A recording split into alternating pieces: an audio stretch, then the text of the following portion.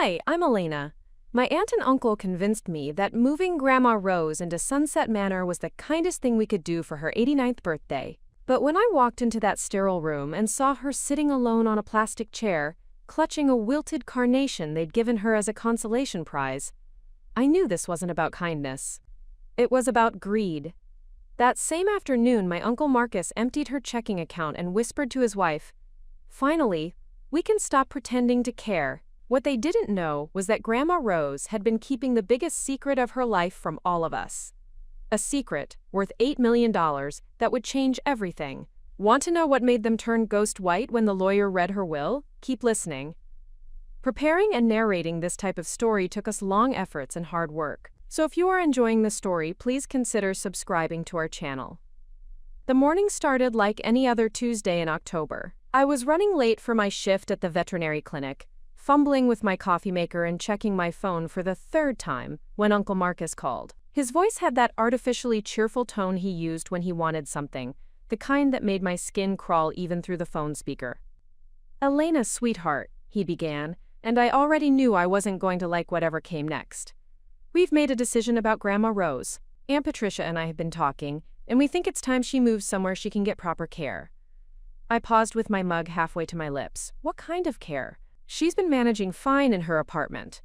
"Well, that's just it," he continued, his voice taking on that patronizing edge I remembered from childhood. "She's not managing as well as we thought. Yesterday she called me 3 times asking where she put her reading glasses. They were on her head." I wanted to point out that I'd done the exact same thing last week, but Marcus was already building momentum. "Patricia found a lovely place called Sunset Manor. It's got activities, meal service, even a little garden. Rose will love it." The way he said her name, Rose, instead of Mom or Grandma, sent a chill down my spine, like she was already a stranger to him, already something to be managed rather than loved. "Don't you think we should ask her what she wants?" I asked, setting my coffee down harder than necessary. There was a pause, then Marcus's laugh, short and dismissive. "Elena, honey, you know how stubborn she gets. If we ask her, she'll just dig in her heels and refuse to even look at the place. Sometimes you have to make the hard decisions for people you love." Love. The word felt hollow coming from him. When was the last time Marcus had visited Grandma Rose? When was the last time he'd called her just to talk, not to complain about some imagined slight or ask for money? I couldn't remember. "I want to see this place first," I said. Of course. But Elena, we're moving her this weekend. Everything's already arranged. Patricia's been working with the admissions coordinator for weeks. The paperwork's done, the room's ready, we just need to get her settled." Weeks. They'd been planning this for weeks without telling me. Without telling her. "I'll be there Saturday morning," I said, my voice tighter than I intended. "Actually, we thought it might be easier if we handled the transition ourselves. You know how emotional these things can get. Maybe you could visit her after she's settled in?" The dismissal was so casual, so complete, that for a moment I couldn't speak. They were cutting me out. Making decisions about the woman who'd raised me when my parents died, the woman who'd taught me to braid my hair and balance a checkbook and stand up for myself, and they wanted me to just smile and accept it. "I'll be there Saturday morning," I repeated, and hung up before Marcus could argue. That night I drove to Grandma Rose's apartment complex, a modest brick building on the edge of town where she'd lived for the past 15 years. Her unit was on the 2nd floor, overlooking a small courtyard with benches and flower boxes that she tended with the other residents. I used my spare key to let myself in, calling out as I entered. "It's Elena, Grandma, just checking on you." Her voice came from the kitchen, warm and clear. "In here, sweetheart. Perfect timing, I just put the kettle on."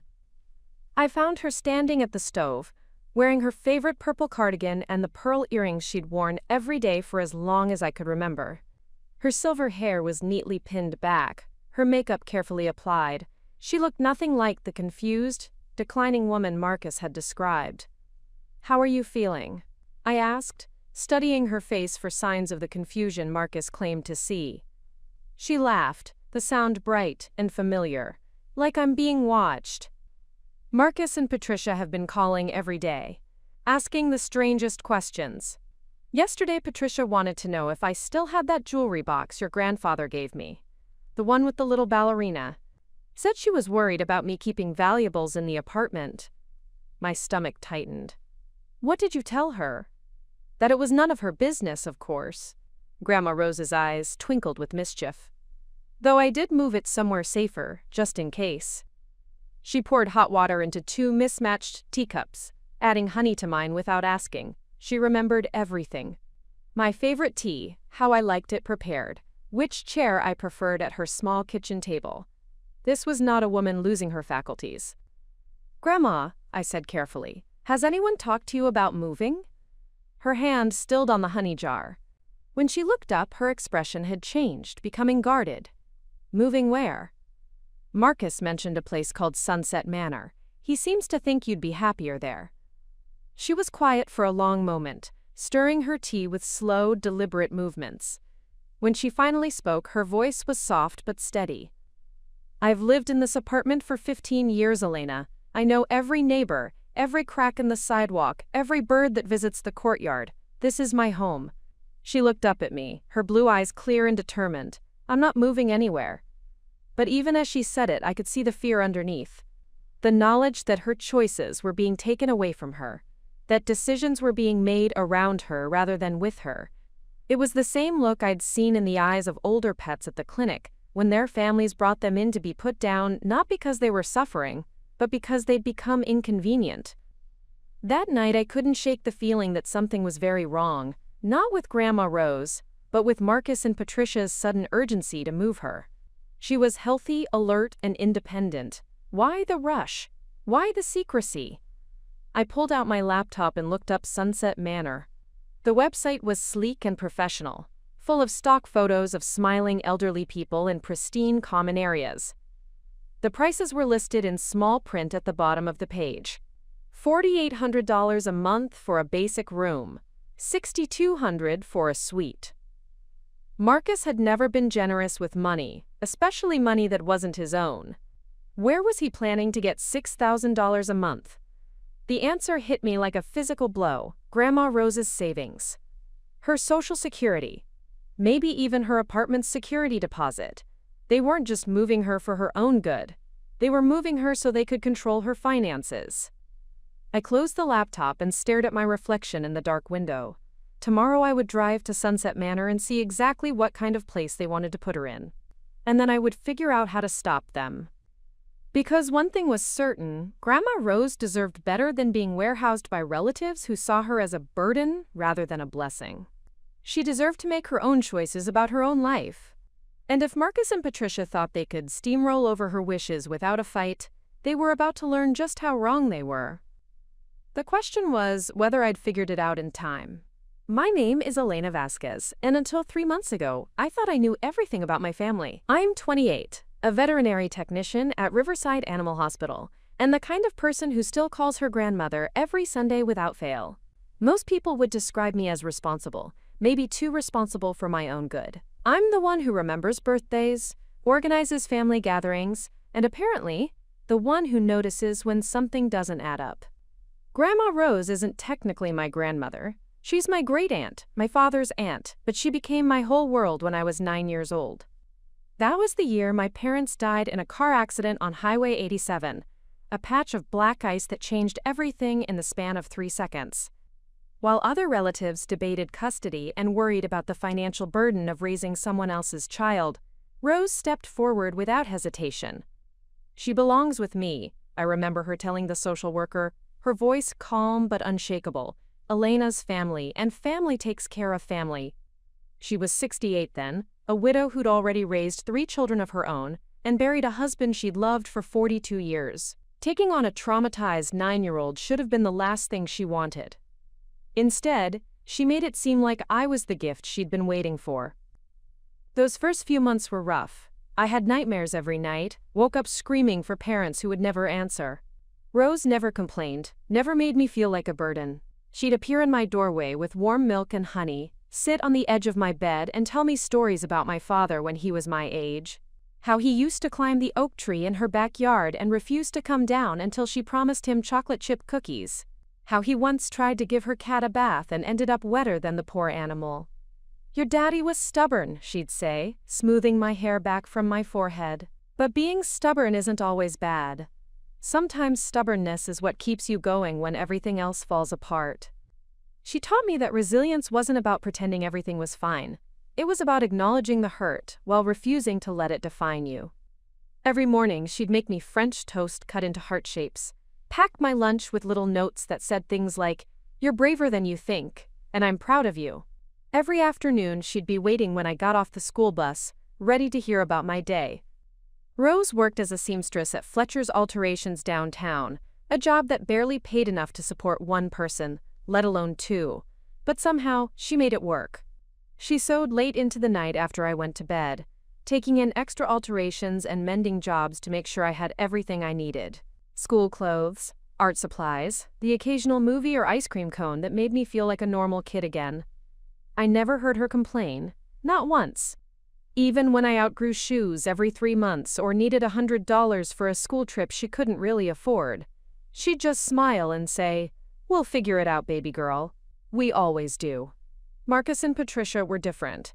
They were my father's cousins, successful and sophisticated in ways that made Rose seem small by comparison. Marcus owned a chain of used car dealerships across 3 counties.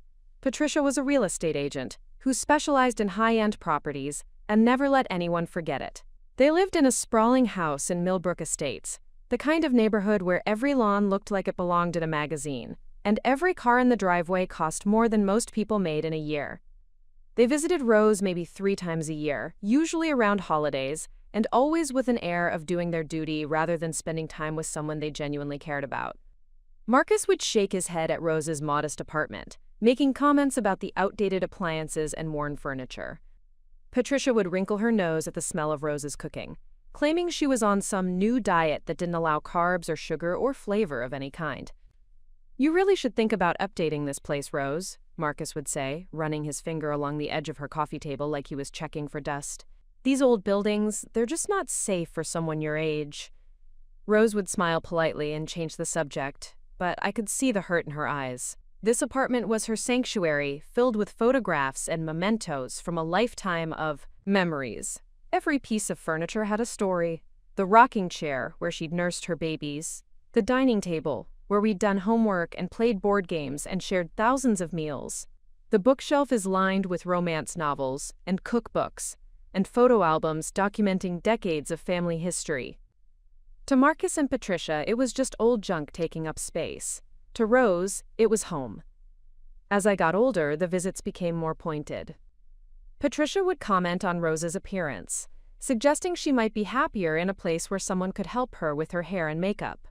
Marcus would question her ability to manage her finances, offering to, quote, help by taking over her bills and banking. They'd exchange looks when they thought no one was watching, the kind of looks that made me feel like they were planning something.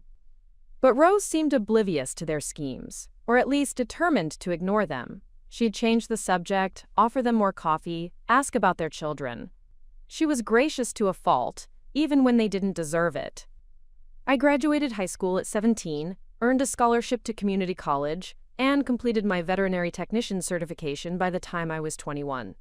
Through it all, Rose was my biggest cheerleader.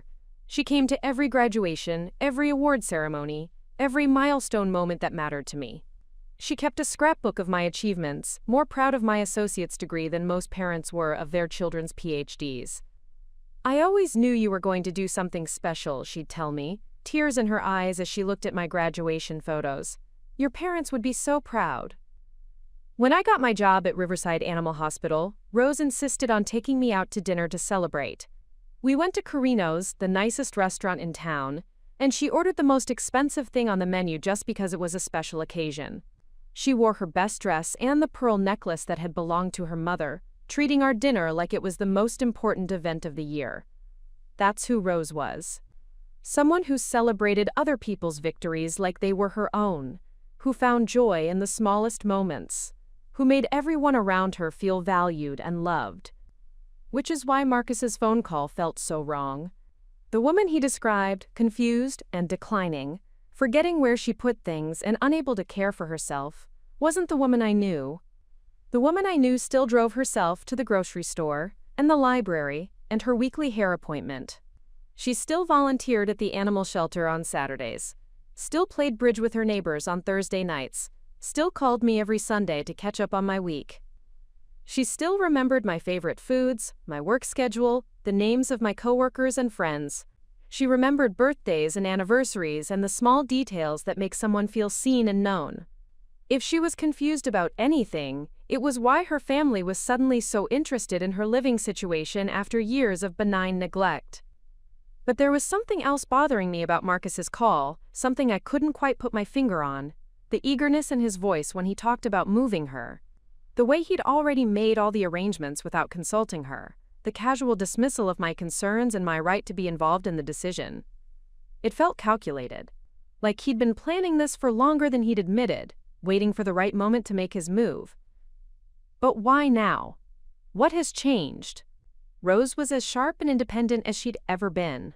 If anything, she seemed more energetic lately, more purposeful, like she had some project or goal that was keeping her motivated. I made a mental note to ask her about that when I saw her next. But first, I needed to see Sunset Manor for myself. I needed to understand what Marcus and Patricia were so eager to move her into, and more importantly, what they were trying to move her away from. Because something told me this wasn't really about Rose's well-being at all. This was about something else entirely. Something that would explain the sudden urgency and the carefully orchestrated plan to get her out of her apartment as quickly as possible. I just had to figure out what that something was before it was too late. The day they moved Grandma Rose was a Saturday in late October, one of those crisp autumn mornings when the air smells like dying leaves and possibility. I arrived at her apartment complex at 8:30, expecting to find her puttering around in her kitchen, maybe making her famous blueberry pancakes or sorting through old photographs like she did every weekend. Instead, I found chaos. A moving truck was parked directly in front of the building, its back doors flung wide open like a hungry mouth. Two men in matching gray uniforms were hauling boxes down the stairs, moving with the efficient indifference of people who did this kind of work every day. Marcus stood near the truck, clipboard in hand, checking items off a list with the satisfaction of someone who'd planned every detail. I parked behind a blue Honda I didn't recognize and sat in my car for a moment, trying to process what I was seeing. This wasn't supposed to happen until next weekend. That's what Marcus had told me. We were supposed to have time to talk to Rose, to help her understand the transition, to make sure she was comfortable with the decision. But here they were, loading her entire life into cardboard boxes, like she was already gone. I got out of my car and walked toward the building, my legs feeling unsteady beneath me. Patricia emerged from the stairwell carrying a large garbage bag, her perfectly styled blonde hair protected by a silk scarf. She was wearing designer jeans and tennis shoes that probably cost more than I made in a week, dressed for manual labor but somehow managing to look like she was heading to a country club. "Elena," she called out when she saw me, her voice bright with artificial cheer. "You're early. We weren't expecting you until this afternoon." "I wanted to help," I said, looking past her toward the stairs. "Where's Grandma Rose?" "Oh, she's already at Sunset Manor," Patricia said, adjusting her grip on the garbage bag. "We took her over first thing this morning. Thought it would be easier for her to get settled while we handled all this." She gestured vaguely at the moving truck. My stomach dropped. "You moved her without letting me say goodbye?" Patricia's smile faltered slightly. "Well, you know how emotional these transitions can be. Marcus thought it would be better to keep things simple. You can visit her this afternoon once everything's settled." Simple. They'd uprooted an 89-year-old woman from the home she'd lived in for 15 years, and they called it simple. "What's in the bag?" I asked, nodding toward the garbage bag Patricia was holding. "Oh, just some old clothes that don't fit her anymore, and some papers and things. You know how elderly people accumulate clutter. The new place is much smaller, so we had to be selective about what she could bring." Clutter. Rose's photographs, her letters, her mementos from 60 years of marriage and motherhood. Patricia was throwing them away like they were yesterday's newspaper. "Can I see what you're throwing out?" I asked, reaching for the bag. Patricia pulled it back, her grip tightening. "Elena, sweetie, trust me. It's nothing important, just expired coupons and old magazines. Rose specifically said she didn't want any of it." Rose had said that. Rose, who kept every birthday card I'd ever given her. who had boxes of my father's childhood drawings stored in her closet, who couldn't bear to throw away a plant that was already dead, because it might still have some life left in it. She'd supposedly told them to throw away her memories. I looked past Patricia toward Marcus, who was directing the movers with theatrical authority. "Where are her photo albums?" I called out. He looked up from his clipboard, squinting at me in the morning sun. "What?" "Her photo albums. The ones on the bookshelf in her living room." "Where are they?" Marcus and Patricia exchanged a glance, one of those quick, meaningful looks that married couples use to communicate without words. "We packed those," Marcus said. "They're going with her, of course." But something in his tone made me doubt him. I walked past Patricia and headed for the stairs, taking them two at a time despite her protests behind me. Rose's apartment door was propped open, and the sight that greeted me inside made my chest tighten with anger and grief. The rooms I'd known since childhood were stripped bare, reduced to squares of faded carpet and nail holes in the walls. The kitchen table where we'd eaten countless meals was gone. The rocking chair where she'd read to me was gone.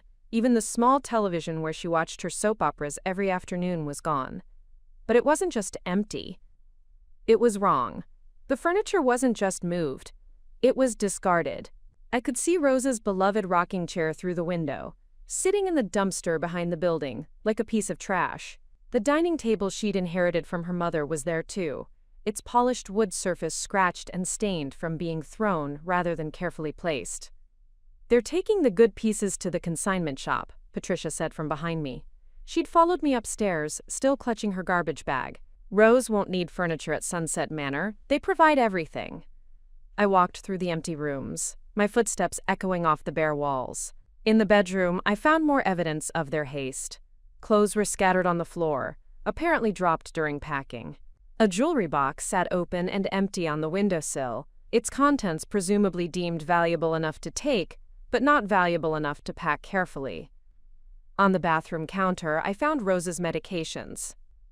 5 different prescriptions, all current, all necessary for managing her blood pressure and arthritis, and the minor heart condition she'd developed 2 years ago. They were just sitting there, abandoned. "She's going to need these," I said, gathering the pill bottles. "Oh, the nursing home will handle all that," Patricia said dismissively. "They have their own pharmacy, much more convenient." Convenient for whom?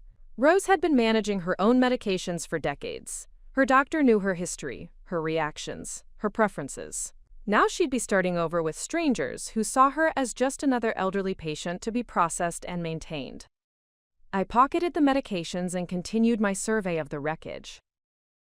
In the living room, I found the thing that broke my heart completely. Rose's scrapbook, the one where she kept all my school photos and report cards and newspaper clippings from my high school track meets. It was sitting on the floor next to the door, as if someone had picked it up and then decided it wasn't worth the effort to carry it downstairs. I knelt down and opened it carefully. The pages were filled with memories of my childhood, each one lovingly preserved behind plastic sleeves. My kindergarten handprint, painted in purple tempera paint. The certificate I'd received for perfect attendance in 3rd grade. Photos from my junior prom, where Rose had insisted on taking 100 pictures because I looked like a princess. There was a loose photo tucked between the pages, one I'd never seen before. It showed Rose as a young woman, maybe in her early 20s, standing in front of a massive stone house that looked like something from a movie. She was wearing a white dress and laughing at the camera, her arms spread wide as if she were trying to embrace the whole world. On the back, in faded blue ink, someone had written, "Rose at Villa Serena, 1954. Villa Serena. I'd never heard Rose mention any place by that name. The house in the photo was enormous, with sweeping terraces and ornate architectural details that spoke of serious money. It definitely wasn't Rose's childhood home, which I knew had been a modest farmhouse outside of town. "What's this photo?" I asked, holding it up for Patricia to see. She glanced at it briefly, then shrugged. "No idea. Probably just someplace she visited once. You know how people used to pose in front of fancy buildings for vacation photos?"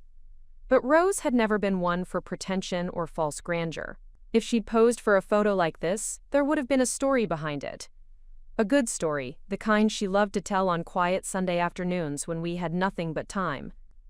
I slipped the photo into my pocket, along with the medications, and closed the scrapbook.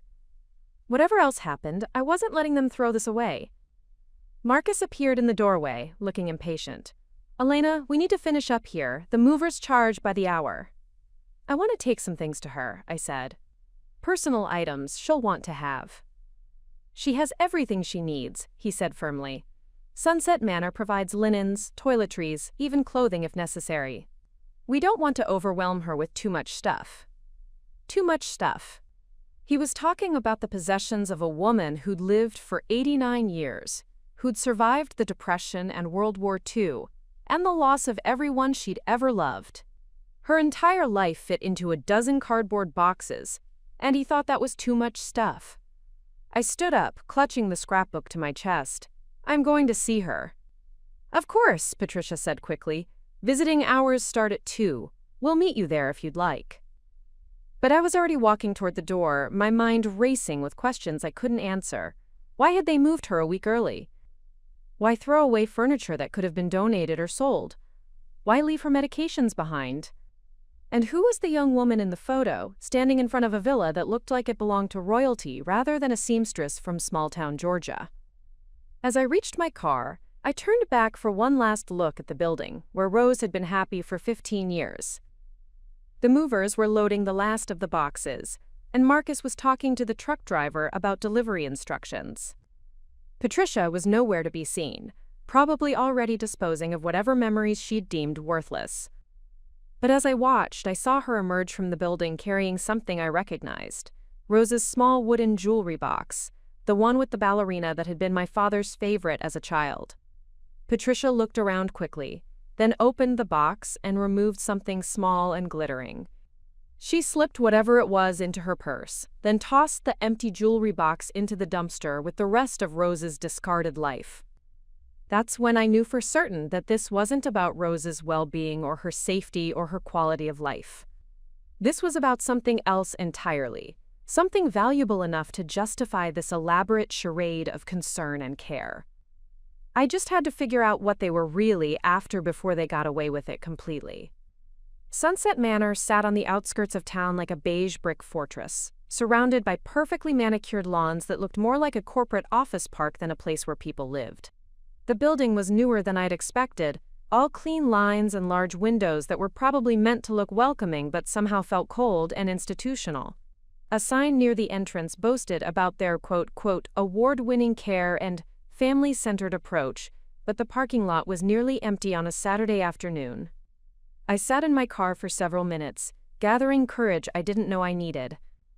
Through the large front windows, I could see a lobby filled with burgundy furniture and artificial plants, the kind of decor that was meant to feel homey but instead felt like a hotel where no one actually wanted to stay. An elderly man in a wheelchair sat near the window, staring out at the parking lot with the blank expression of someone who had given up expecting visitors. The receptionist at the front desk was young, maybe 22, with aggressively cheerful pink scrubs and a name tag that read Brittany. She looked up from her computer with the practiced smile of someone who dealt with worried family members all day long. "I'm here to see Rose Carter," I said. "She was admitted this morning." Brittany's fingers flew across her keyboard, her acrylic nails clicking against the keys. "Oh yes, Mrs. Carter in room 127. Are you family?" "I'm her granddaughter." "Great, she's been asking about you." Brittany's smile became more genuine. "She seems a little confused about where she is, but that's totally normal. It takes time to adjust to a new environment." Confused. Rose, who could remember the birthday of every person she'd ever met, who still balanced her checkbook to the penny every month, who could recite entire poems she'd learned in grade school. The word felt wrong coming from this stranger who'd known her for less than 8 hours. "Can you tell me who brought her in?" I asked. "Let me check her file." More typing, more clicking. It looks like her son Marcus and daughter-in-law Patricia handled the admission. They were very thorough with all the paperwork. Son. Marcus wasn't Rose's son. He was her nephew. But correcting that seemed less important than getting to her room, so I just nodded and asked for directions. The hallway smelled like industrial disinfectant and cafeteria food, with an underlying scent of something I couldn't identify but that made my stomach turn. Room numbers were posted in large, bold font, as if the residents might have trouble reading regular-sized numbers. The walls were painted in what I assumed was meant to be a calming shade of seafoam green, but instead reminded me of the color of sickness. I found room 127 and knocked softly before pushing open the door. The room was small, maybe half the size of Rose's bedroom at the apartment, with a narrow hospital-style bed, a single dresser, and a chair that looked like it belonged in a doctor's waiting room. Rose was sitting on the edge of the bed, still wearing the same purple sweater she'd had on yesterday, but somehow she looked smaller, diminished, like the room itself was shrinking. "Grandma Rose?" I said softly. Her head snapped up, and for a moment her face was blank, as if she were trying to place me. Then recognition flooded her features, followed immediately by relief so profound it made my chest ache. "Elena!" She stood up too quickly, swaying slightly before I caught her arm. "Oh, sweetheart, I'm so glad you're here. I've been waiting and waiting." I helped her sit back down, and took the uncomfortable chair beside her bed. Up close, I could see that her usually perfect hair was mussed, and there was a coffee stain on her sweater that she would never have tolerated at home. "How are you feeling?" I asked, though I was afraid to hear the answer. "Confused," she said, and the words sounded foreign in her mouth. "Everything happened so fast this morning. Marcus said we were just going for a drive, to look at a place where I might want to visit sometimes. But then we were filling out papers, and people were talking about room assignments and meal schedules." Her voice got smaller. "No one asked me if I wanted to stay." My hands clenched in my lap. "What exactly did Marcus tell you?" Rose looked toward the small window, which faced the parking lot rather than the gardens featured in the brochure. "He said my apartment wasn't safe anymore, that there had been break-ins in the building, and the landlord wanted all the elderly residents to move out for their own protection." She turned back to me, her blue eyes cloudy with confusion. "But Mrs. Henderson next door didn't mention any break-ins when I saw her Friday. And why would they make me move here instead of just finding me a safer apartment?" Break-ins. I'd lived in that neighborhood my entire childhood, and I'd never heard of any break-ins. The building was full of retirees who kept watch over each other like a civilian patrol unit. Mrs. Henderson would have been spreading news of criminal activity faster than wildfire if there had been even a hint of danger. "What did you bring with you?" I asked, looking around the sparse room. "Just what Patricia packed for me. A few changes of clothes, my toothbrush, some books." Rose's voice grew quieter. "She said they'd bring the rest of my things later, after they figured out what would fit." I glanced at the small closet, which held maybe 5 outfits, none of them the dresses Rose preferred for social occasions. The books on her nightstand were romance novels I'd never seen before, with bright covers and titles that didn't match her usual taste for mysteries and historical fiction. Where are your photo albums?" I asked. Rose looked genuinely puzzled.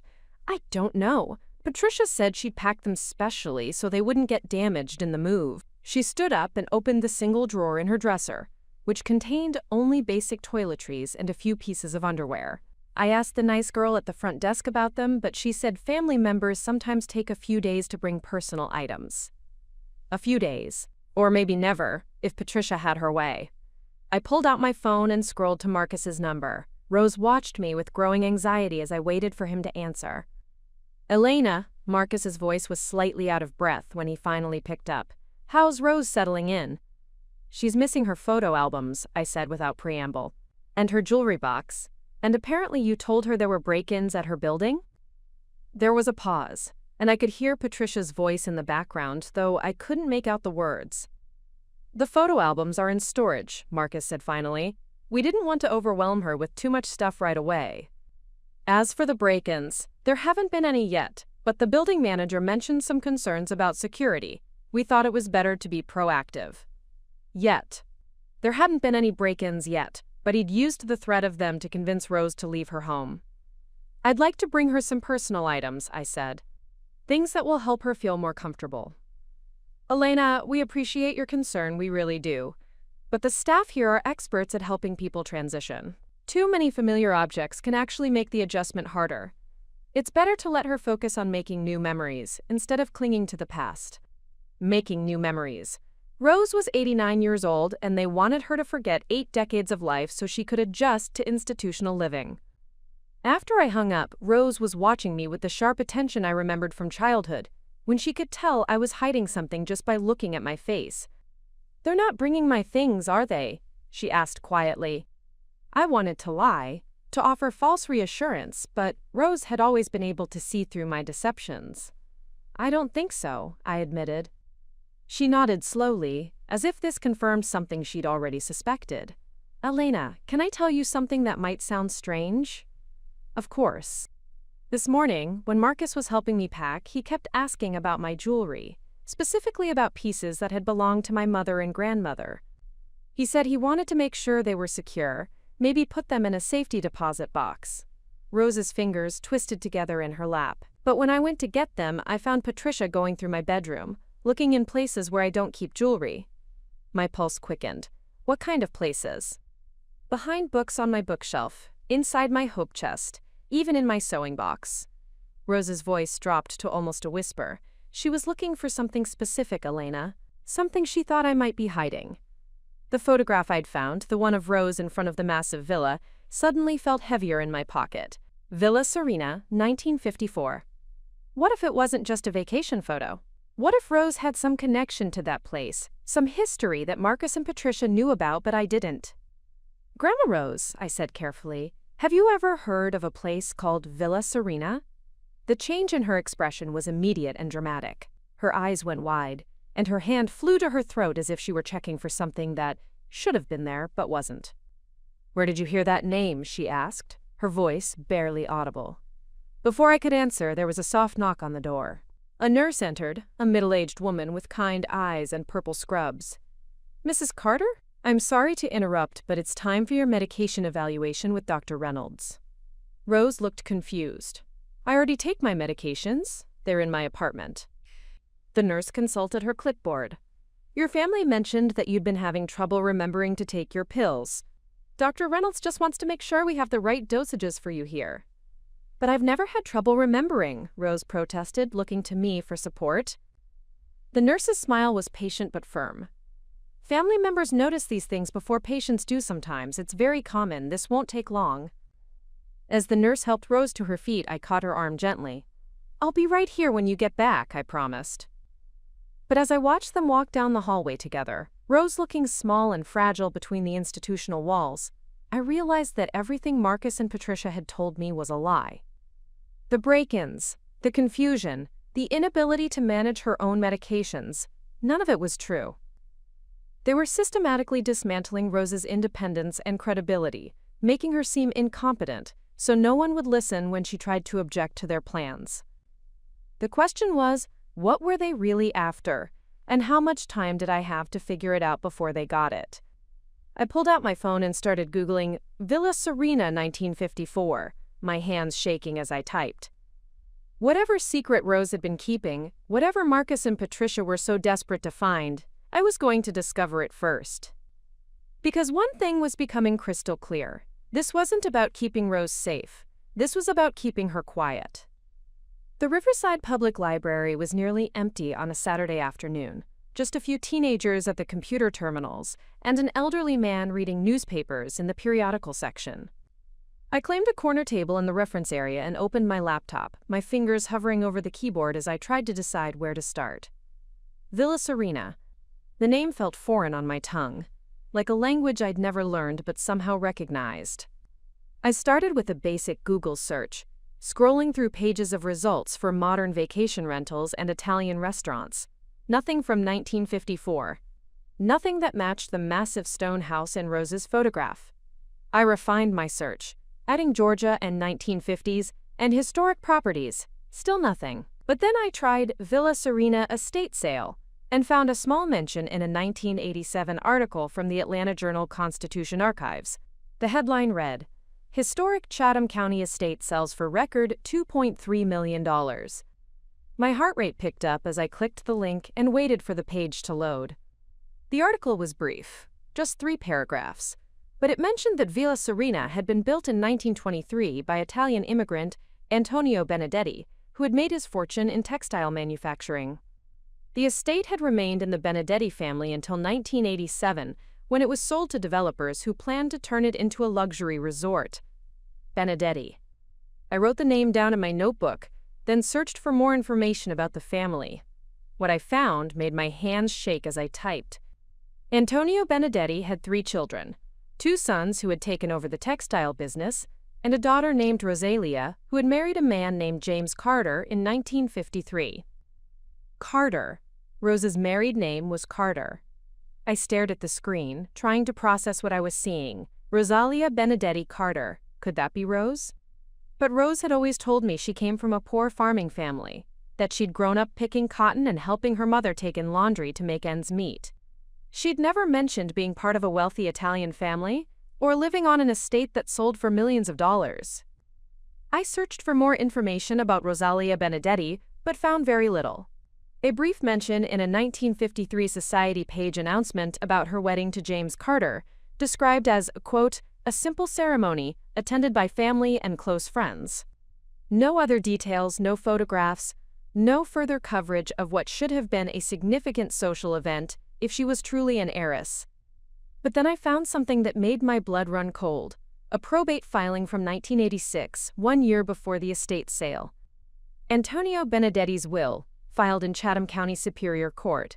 I had to pay $15 to access the full document, but what I read made every dollar worth it. The will was complex, full of legal language I had to read twice to understand. But the key points were clear. Antonio Benedetti had left his entire estate, including Villa Serena and all his business interests, to his 3 children in equal shares. However, there was a special provision for his daughter Rosalia. If she was still alive at the time of the estate's sale, she would have the right to claim the property as her primary residence and prevent any sale without her explicit consent. The will also mentioned a trust fund that had been established for Rosalia in 1954, 1 year after her marriage, worth approximately $500,000 at the time. With decades of growth and compound interest, that trust could be worth millions today. I sat back in my chair, my mind racing. If Rose was truly Rosalia Benedetti Carter, then she was potentially worth millions of dollars. But according to the probate records, the estate had been sold in 1987 because all 3 heirs had agreed to the sale. That meant either Rose had agreed to sell her inheritance or someone had forged her consent. I grabbed my phone and called the Chatham County Probate Court, hoping someone would be working on a Saturday. A bored-sounding clerk answered on the 4th ring. I'm researching the Benedetti estate sale from 1987, I said. I need to know if there are any records of Rosalia Benedetti Carter's consent to the sale. You'll need to come in person to view those records, the clerk said. We don't give out that information over the phone. Is there any way to verify if Rosalia Benedetti Carter is still alive? There was a pause, then the sound of typing. I can't give you personal information about living individuals. But I can tell you that if someone was trying to claim an inheritance from that time period, they'd need to file a petition with the court within 7 years of discovering their claim. 7 years. If Rose had only recently learned about her inheritance, she might still have time to file a claim. But that would require her being mentally competent and having access to legal representation, neither of which would be possible if she was locked away in a nursing home with Marcus controlling her finances. I closed my laptop and sat in the library's silence, trying to piece together what I'd learned. Rose was potentially the heir to a multi-million-dollar estate that had been sold 35 years ago, possibly without her knowledge or consent. Marcus and Patricia had suddenly decided she needed to be in a nursing home, despite her being perfectly capable of living independently. They'd moved her quickly and secretively, thrown away her personal belongings, and were asking pointed questions about her jewelry and valuables. The pattern was becoming clear, but I needed more evidence before I could act on my suspicions. I drove back to Rose's old apartment complex, hoping to find Mrs. Henderson, the neighbor Rose had mentioned. The building looked different in the late afternoon light, sadder somehow, with Rose's empty windows staring down at me like vacant eyes. Mrs. Henderson answered her door on the second knock, a tiny woman in her 70s, with sharp eyes behind wire-rimmed glasses. She was holding a dish towel and looked like she'd been interrupted in the middle of cooking dinner. "You're Elena," she said before I could introduce myself. "Rose talks about you all the time. Is it true they took her to that nursing home?" "I'm afraid so," I said. "Can I ask you something? Have there been any break-ins in the building recently? Any security concerns?" Mrs. Henderson's eyes narrowed. "Break-ins? What break-ins?" "This building is quieter than a church on Monday. The most excitement we've had in months was when Mr. Peterson's cat got stuck in the elevator." So Marcus had lied about the security issues, just as I'd suspected. "What about Rose? Did she seem confused or forgetful to you recently?" "Confused?" Mrs. Henderson let out a sharp laugh. "Rose Carter is sharper than most people half her age. Just last week she helped me figure out why my cable bill was so high. Found 3 services I wasn't even using. That woman's got a mind like a steel trap." "Did you notice anyone visiting her recently? Anyone asking questions about her family or her past?" Mrs. Henderson's expression grew more serious. "Now that you mention it, yes. About 2 weeks ago there was a woman here asking questions. Said she was doing research for some kind of family history project. Wanted to know if Rose had ever mentioned living anywhere besides this building." My pulse quickened. What did this woman look like? "Blonde, well-dressed, probably in her 50s. Drove a fancy car, one of those big SUVs. She seemed real interested when I mentioned that Rose used to get mail addressed to both Carter and some Italian name I couldn't pronounce. Patricia. It had to be Patricia, doing reconnaissance before they made their move." "Did Rose seem worried about anything lately?" I asked. Mrs. Henderson nodded slowly. "She did seem more cautious than usual. Started locking her door even when she was just going to the mailbox. And she mentioned something strange about a week ago. Said she'd been getting phone calls from someone claiming to be a lawyer, asking about property she might have inherited. She thought it was a scam. Property she might have inherited. Someone had been trying to contact Rose about the Benedetti estate, and she'd dismissed it as a scam because she didn't know about her true heritage. But Marcus and Patricia had somehow learned about it, probably through their own research or connections in the real estate industry." I thanked Mrs. Henderson and walked back to my car, my mind churning with possibilities. If Rose was truly entitled to millions of dollars in inheritance, then Marcus and Patricia had enormous motivation to keep her from discovering the truth. By moving her to a nursing home and controlling her communication with the outside world, they could prevent her from learning about her rights, or taking legal action to claim what was rightfully hers. But there was still something I was missing. The Benedetti estate had been sold in 1987, 35 years ago. Even if Rose hadn't consented to the sale, what claim could she possibly have now? And why were Marcus and Patricia acting so urgently, as if they were running out of time? I drove to the nearest coffee shop and ordered a large cappuccino, then settled into a corner booth with my laptop and notebook. I spent the next 2 hours researching property law, inheritance disputes, and statute of limitations rules. What I learned both thrilled and terrified me.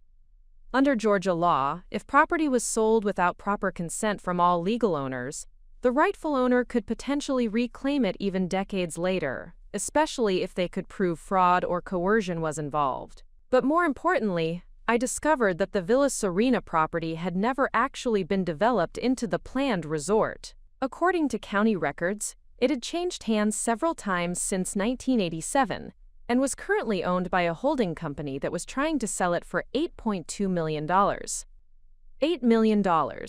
That's what Rose's inheritance was potentially worth now after decades of appreciation, and Marcus and Patricia somehow knew about it. I closed my laptop and stared out the coffee shop window at the darkening sky. Tomorrow I will drive to Chatham County and examine the probate records in person. I would find proof that Rose's consent to the 1987 sale had been forged or obtained fraudulently, and then I would figure out how to get her out of Sunset Manor before Marcus and Patricia found a way to make their theft permanent. Because now I understood what they were really after. Not just control over Rose's modest savings or Social Security benefits. They were after $8 million in stolen inheritance, and they were willing to destroy an elderly woman's life to get it. The only question was, how far would they go to keep their secret buried? The Chatham County Courthouse opened at 8 on Monday morning, and I was waiting in the parking lot at 7:45, clutching a thermos of coffee and a folder full of printed research. I'd called in sick to work, something I'd never done for anything less than a fever of 101, but this felt more urgent than any emergency I'd ever treated at the veterinary clinic.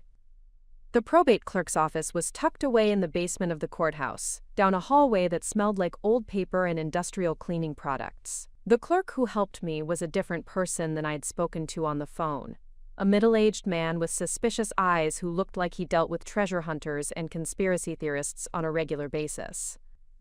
"I need to see the complete probate file for Antonio Benedetti, who died 1986, I said, sliding my driver's license across the counter. He disappeared into a back room and returned 20 minutes later with a thick manila folder. "You can use table 3, he said, pointing to a small workspace near the window. "No photographs, no cell phones. You can take handwritten notes only." The probate file was extensive, easily 200 pages of legal documents, financial statements, and correspondence. I started with the will itself, reading every line carefully despite the archaic legal language that made my eyes water. But it was the consent forms for the estate sale that made my hands start shaking.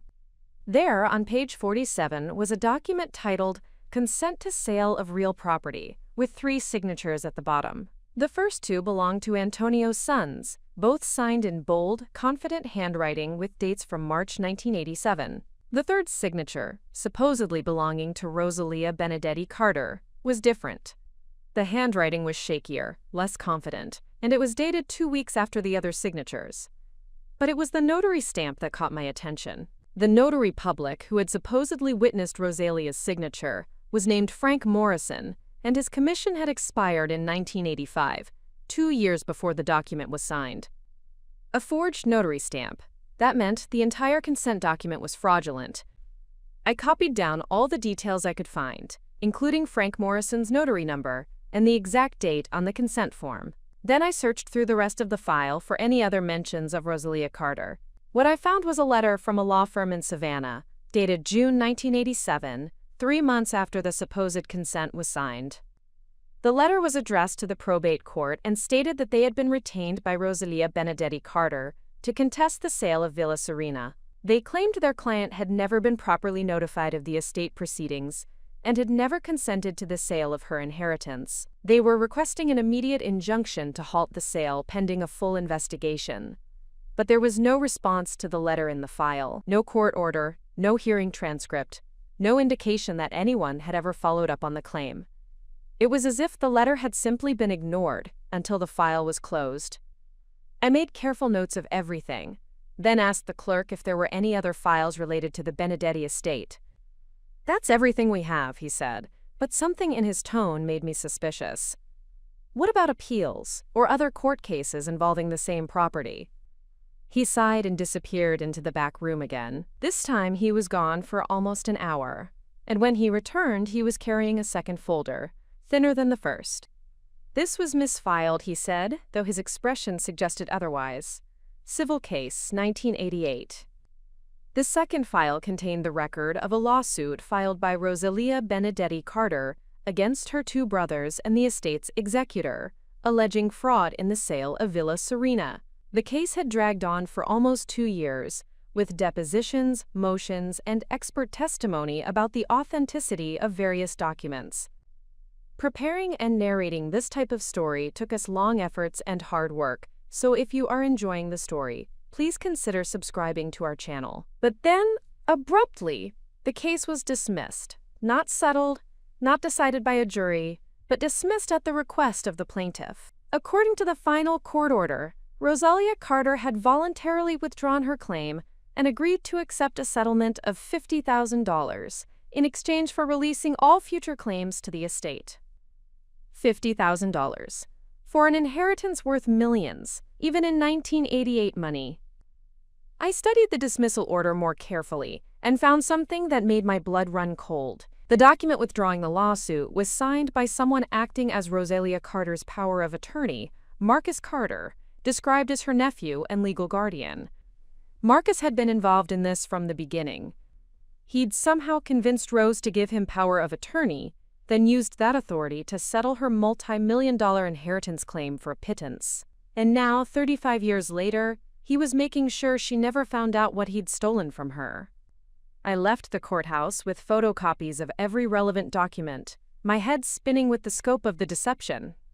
But when I called the law firm that had originally represented Rose, I discovered they'd been out of business for over a decade. The attorney who had handled her case was dead. All the witnesses to Marcus's fraud were gone or unreachable.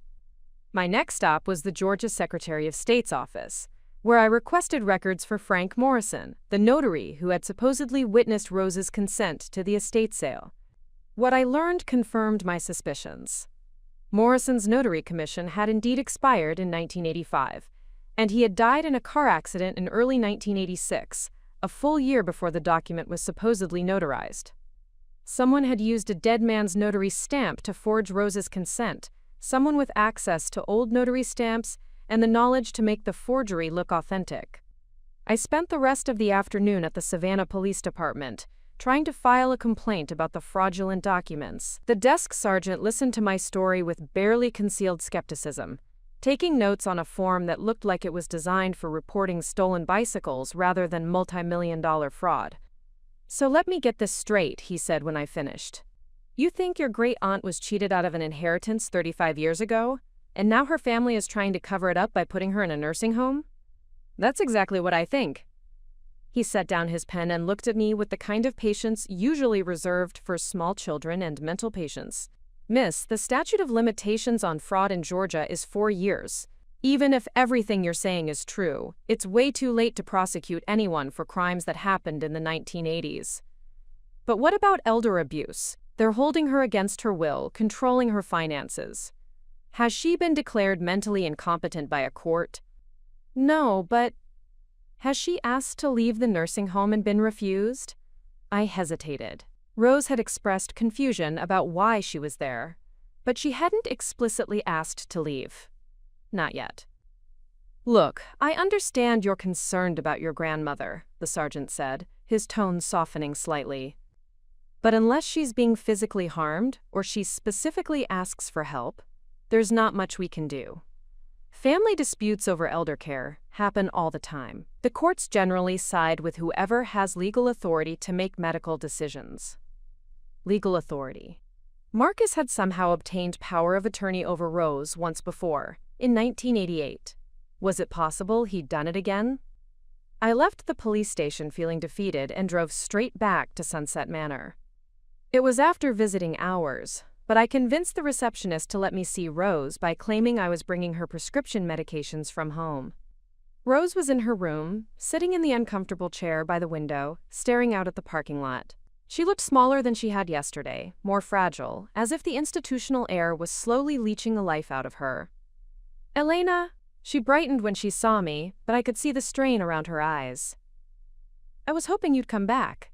They want me to sign some papers, but I don't understand what they're for." My heart sank. "What kind of papers?" "Something about managing my finances while I'm here. Marcus says it's just temporary, to make sure my bills get paid." She gestured toward a manila envelope on her bedside table. "But some of the words don't make sense to me. Power of attorney, they keep saying. What does that mean?" I picked up the envelope with shaking hands. Inside were legal documents that would give Marcus complete control over Rose's finances, her medical decisions, and her legal affairs. If she signed them, she would effectively become his prisoner, with no rights and no way to advocate for herself. "Grandma Rose," I said carefully, "you don't have to sign anything you don't understand. And you definitely don't have to sign anything right now. But Marcus says if I don't sign, they won't be able to pay for my room here. He says I could end up on the street." Her voice was small and frightened, the voice of someone who had been systematically broken down over the course of just a few days. I sat on the edge of her bed and took her hands in mine. "I need to tell you something important. About your family, your real family, about who you really are." And then, as gently as I could, I told her about Villa Serena, about the Benedetti fortune, about the inheritance that had been stolen from her decades ago. I watched her face as the pieces fell into place, as she realized that the modest life she'd lived had been built on a foundation of lies and theft. When I finished, she was quiet for a long time, staring down at our joined hands. $8 million, she said finally. "Maybe more. with interest and appreciation. She looked up at me, and for the first time since I'd found her in this sterile room, her eyes were sharp and clear and angry. Then we need to get it back. The next morning, I arrived at Sunset Manor with a bag of Rose's favorite blueberry muffins and a plan that terrified me. Over breakfast in the small visitors' lounge, I explained to Rose what we needed to do: gather evidence of Marcus and Patricia's current activities, prove they were trying to claim her inheritance fraudulently, and build a case strong enough to get her out of this place. "But how do we prove anything from here?" Rose asked, picking at her muffin. "They've made sure I can't access my own phone records or bank statements. I don't even know what they've been doing with my apartment." That's when I remembered something Mrs. Henderson had mentioned. "Grandma Rose, you said you used to get mail addressed to both Carter and an Italian name?" "Benedetti," she confirmed. "I always thought it was a mistake, an email for someone who used to live in my apartment. I just marked it returned to sender and gave it back to the postal carrier." "What if it wasn't a mistake? What if someone's been trying to contact you for years about your inheritance, and Marcus has been intercepting the mail?" Rose's eyes widened. "Is that possible?" "Let's find out." I pulled out my phone and called the post office, claiming to be Rose and asking about mail forwarding services. What I learned made my stomach drop. Marcus had filed a temporary mail forwarding request for Rose's address 3 weeks ago, redirecting all her mail to his home address. 3 weeks ago. Before they'd moved her to Sunset Manor, before the supposed security concerns, Marcus had already been intercepting her mail. "He's been stealing your correspondence," I told Rose, "probably for weeks, maybe longer." But Rose was already reaching into her purse, a determined look on her face. "Not all of it," she said, pulling out a crumpled envelope. "This came yesterday, addressed to me here. The girl at the front desk brought it with my lunch." The envelope was from Whitman and Associates, a law firm in Atlanta I'd never heard of. Inside was a letter dated just 2 days ago, addressed to Rosalia Benedetti Carter. I read it aloud, my voice getting shakier with each word. "Dear Mrs. Carter, we have been retained by Benedetti Holdings, LLC, to locate the heirs of Antonio Benedetti regarding a significant inheritance claim. Our records indicate that you may be entitled to substantial assets, including real property currently valued at approximately $8.2 million. Please contact our office immediately to discuss this matter." Rose gripped my arm. "Benedetti Holdings? What's that?" I was already Googling the company on my phone. Benedetti Holdings, LLC had been formed just 6 months ago in Delaware, with Marcus Carter listed as the managing member. My hands started shaking as I read the corporate filing documents. "He's trying to claim the inheritance himself," I whispered. "He's created a fake company using the Benedetti name, and he's positioning himself as the rightful heir." But there was more. According to the Georgia Secretary of State's website, Marcus had also filed paperwork to have Rosalia Benedetti Carter declared legally dead, claiming she had disappeared without a trace in 1988 and hadn't been heard from in over 30 years. "He's having you declared dead," I said, showing Rose the screen. "If the court accepts his petition, he can claim your inheritance by default." Rose studied the documents with growing fury. "When is the hearing?" I scrolled through the legal notices. "Next Friday, in Atlanta. If you don't appear to contest it, the court will presume you're actually dead and grant his petition." "But I'm sitting right here," Rose said, her voice rising. "How can they declare me dead when I'm alive?" "Because officially, you're Rosalia Benedetti Carter, and that person has been missing for 35 years. Rose Carter, the woman who's been living in a small apartment and working as a seamstress, isn't connected to the Benedetti fortune in any public records. Marcus made sure of that decades ago." The full scope of Marcus's plan was becoming clear. He'd been planning this for months, maybe years. First, he'd researched the Benedetti inheritance and discovered it was worth millions more than he'd stolen in 1988. Then he'd systematically isolated Rose from her support systems, intercepted her mail, and moved her to a place where she couldn't communicate freely with the outside world. Finally, he'd petitioned to have her declared dead so he could claim her inheritance without interference. It was brilliant, methodical, and absolutely evil. We have 6 days, I said. 6 days to prove you're alive, prove your identity, and stop him from stealing $8 million that rightfully belongs to you. Rose straightened in her chair, and for a moment I saw the strong woman who had raised me, who had faced down social workers and school bullies and every other challenge life had thrown at her. "Then we'd better get started," she said. I pulled out my notebook and started making a list of everything we needed to accomplish. Proof of Rose's identity as Rosalia Benedetti Carter. Evidence that Marcus had fraudulently settled her inheritance claim in 1988. Documentation of his current attempt to have her declared dead. And most importantly, legal representation that could get her out of Sunset Manor and into court next Friday. "The first thing we need is your birth certificate," I said. "The original one, with your birth name." "It's in my apartment," Rose said. "In the old jewelry box, the one with the secret compartment." The jewelry box that Patricia had thrown in the dumpster. My heart sank, but then I remembered seeing Patricia take something out of it before discarding it. Maybe she'd kept the important documents. "What else would prove your identity?" I asked. Rose thought for a moment. "There might be records at St. Mary's Catholic Church. That's where I was baptized, where I was married. Father Mackenzie knew my whole family. But Father Mackenzie had died years ago, and churches didn't always keep records going back to the 1920s. We needed something more concrete, more recent." That's when Rose grabbed my arm again, her eyes bright with sudden memory. "The safe deposit box," she said. "I have a safe deposit box at First National Bank under my maiden name.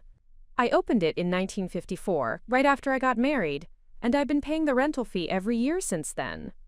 "What's in it?" "Everything Marcus didn't want me to have.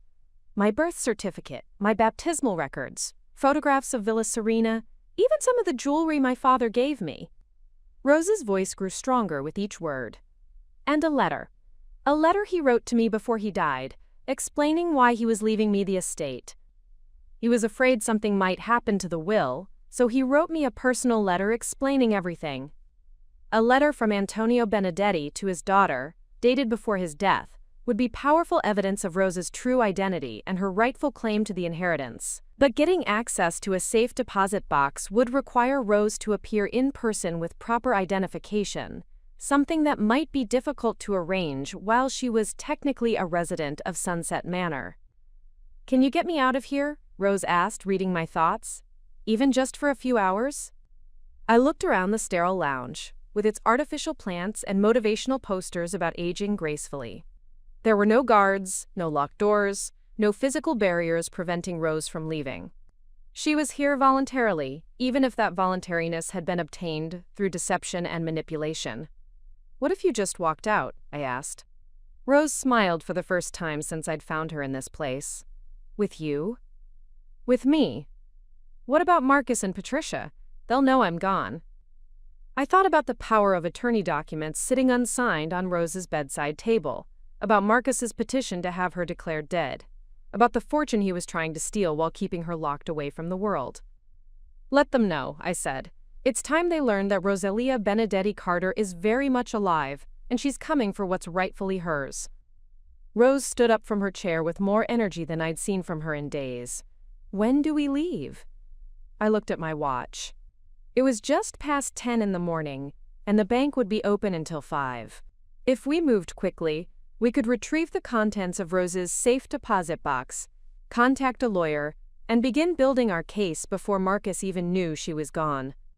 "Right now," I said, offering her my arm, "let's go get your life back." Walking out of Sunset Manor felt like escaping from prison, even though no one tried to stop us. The receptionist barely looked up as we passed the front desk, Rose clutching my arm with one hand and her purse with the other. Her steps were steady but careful, like someone who hadn't been outside in weeks rather than just 4 days. "I can't believe it's that simple," Rose whispered as we reached my car. "It shouldn't be," I said, helping her into the passenger seat. "The fact that they can just warehouse people like this without any real oversight is terrifying." But I was grateful for the lack of security as I started the engine and pulled out of the parking lot. In my rearview mirror, I could see Sunset Manor shrinking behind us, its beige walls and institutional landscaping looking more like a prison with each passing second. First National Bank was downtown, a solid brick building that had been serving the community since the 1940s. Rose directed me to park in the small lot behind the building, her voice getting stronger as we got further away from the nursing home. "I haven't been here in almost a year," she said as we walked toward the entrance. "I usually just mail in the rental fee for the safe deposit box. But Mrs. Chen always remembered me." Mrs. Chen turned out to be a small, elegant woman in her 60s who worked in the bank's customer service department. Her face brightened immediately when she saw Rose walk through the door. "Mrs. Carter, we've been worried about you. Your nephew was here last week asking about your accounts." My blood chilled. What did he want to know? Mrs. Chen looked between us, clearly sensing tension. "He said you'd been having memory problems, and he needed to help manage your finances. He had some papers with him, but they didn't look right to me. Power of attorney documents are supposed to be notarized properly, and his weren't." "What did you tell him?" Rose asked. "That I couldn't discuss your accounts with anyone without proper authorization from you personally. He wasn't happy about it." Mrs. Chen lowered her voice. "Between you and me, something felt off about the whole situation. You've always been sharp as a tack, Mrs. Carter. I couldn't picture you suddenly needing someone else to manage your money." I wanted to hug this woman for being suspicious of Marcus when so many other people had simply accepted his version of events. "We need to access Mrs. Carter's safe deposit box," I said, "and we might need a witness to verify what we find there." Mrs. Chen nodded and led us through the security procedures, checking Rose's identification and having her sign the access log. The safe deposit box was in the basement vault, a small metal rectangle that Rose opened with shaking hands. Inside was a treasure trove of documentation that Marcus had never known existed. Rose's original birth certificate, clearly showing her name as Rosalia Benedetti. Her baptismal certificate from St. Mary's Catholic Church. Wedding photos that showed her in an elaborate gown, standing in front of what was unmistakably Villa Serena. And dozens of letters, some in Italian, some in English, all bearing the Benedetti family seal. But it was the last item that made me gasp out loud. A thick legal document, bound in blue ribbon, with "Last Will and Testament of Antonio Benedetti" written across the cover in ornate script. "Is this the original will?" I asked. Rose nodded, handling the document like it was made of spun glass. "Papa gave it to me right before he died. He said the lawyers had copies, but he wanted me to have the original in case anyone ever tried to change his wishes." I opened the will carefully and found a handwritten note tucked inside the front cover, dated just 2 weeks before Antonio Benedetti's death. "My dearest Rosalia, if you are reading this, then someone has tried to cheat you of your inheritance. This will is your protection. The house, the land, the investments, all of it belongs to you. Do not let anyone convince you otherwise. Your brothers were always jealous of my love for you, but you were always my heart. Fight for what is yours. Your devoted father, Antonio." Mrs. Chen, who had been standing quietly beside us, let out a low whistle. "Mrs. Carter, do you realize what you have here?" But before Rose could answer, my phone rang. The caller ID showed Marcus's number, and I knew immediately that someone at Sunset Manor had discovered Rose was missing. "Don't answer it," Rose said firmly. "Let him wonder where I am." But the phone kept ringing, and then it stopped and immediately started ringing again. Marcus was persistent, I'd give him that. "We need a lawyer," I said. "Someone who specializes in estate law and elder abuse. Someone who can get an emergency injunction to stop the death declaration hearing." Mrs. Chen spoke up. "My daughter is an attorney, Sarah Chen Williams. She handles exactly these kinds of cases." She pulled out her cell phone. "Sarah? It's Mom. I have a client here who needs immediate legal help. No, this can't wait until Monday. This is about an $8 million inheritance fraud." 20 minutes later, Sarah Chen Williams walked into the bank wearing a sharp navy suit and carrying a briefcase that looked like it meant business.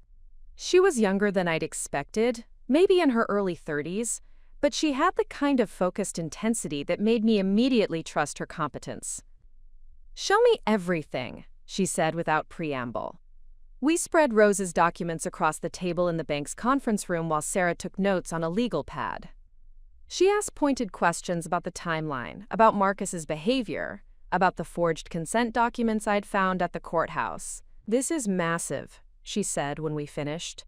"Not just fraud, but conspiracy, elder abuse, identity theft, and probably federal mail fraud if he's been intercepting her correspondence." She looked directly at Rose. "Mrs. Carter, are you prepared for this to get ugly? When Marcus realizes what we're doing, he's going to fight back hard." Rose straightened in her chair. "I've been letting people steal from me for 35 years. I'm done being polite about it." Sarah smiled for the first time since she'd arrived. "Good. Because we're gonna need to move fast. I can file an emergency petition to stop the death declaration hearing, but we'll need to serve Marcus with papers and get you in front of a judge within the next 48 hours. My phone started ringing again. This time it was an unknown number, but when I answered, Patricia's voice came through loud and clear. "Elena, where is she? Rose was supposed to take her medication an hour ago, and the staff can't find her anywhere." "She's with me," I said calmly. "She's fine." "Bring her back immediately. She's not competent to be making decisions about her own care." "Actually, Patricia, she's competent enough to know when she's being robbed." I looked at Rose, who nodded encouragingly. "We know about the Benedetti inheritance. We know about Villa Serena. And we know about Marcus's little petition to have her declared dead." The silence on the other end of the line stretched so long I thought Patricia had hung up. Then, in a voice that was suddenly ice cold, "You have no idea what you're messing with, Elena. Bring her back or you'll regret it." "Is that a threat?" "It's a promise." The line went dead, and I looked around the table at Rose, Sarah, and Mrs. Chen. 3 women who had decided to stand with me against Marcus and Patricia's decades-long conspiracy. "Well," Sarah said, closing her briefcase with a sharp snap. "I guess we know they're scared. That means we're on the right track." Rose reached across the table and squeezed my hand. "Whatever happens next, Elena, I want you to know how proud I am of you. You're fighting for me when no one else would." "We're fighting for each other," I corrected. "And we're going to win." But even as I said the words, I couldn't shake the chill in Patricia's voice when she'd made her threat. Marcus and Patricia had spent decades building their stolen fortune on Rose's inheritance. They weren't going to give it up without a fight. The question was, how far were they willing to go to protect their secret? Sarah's law office was in a converted Victorian house on the edge of downtown, with high ceilings and hardwood floors that creaked as we walked to her conference room. She'd called an emergency meeting for 7 that evening, after the bank closed, and she'd had time to review all of Rose's documents more thoroughly. "I've been making calls all afternoon," Sarah said, spreading files across the mahogany table. "The good news is that Marcus's petition to have Rose declared dead hasn't been approved yet. The bad news is that he's been very busy in other ways." She opened the first file and showed us a stack of legal documents. "In the past 6 months, Marcus has filed incorporation papers for Benedetti Holdings, opened 3 separate bank accounts under that company name, and taken out a substantial loan using the Villa Serena property as collateral." Rose leaned forward, studying the papers. "He's borrowing money against property he doesn't own?" "Exactly. And the loan is for $2.8 million, due in full next month. If he can't pay it back, the bank will foreclose on Villa Serena." Sarah pulled out another document. "But here's the interesting part. The loan application lists him as the sole surviving heir of Antonio Benedetti, and it includes a copy of your supposed death certificate." My stomach dropped. "He's already had her declared dead somewhere else?"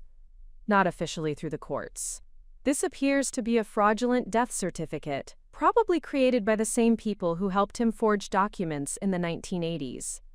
Sarah looked directly at Rose. "Mrs. Carter, someone has been planning this theft for a very long time. This isn't just about your inheritance anymore. Marcus is in serious financial trouble, and stealing your property is his way out." That explained the urgency, the sudden decision to move Rose to Sunset Manor, the intercepted mail. Marcus wasn't just greedy, he was desperate. "What's our strategy?" I asked.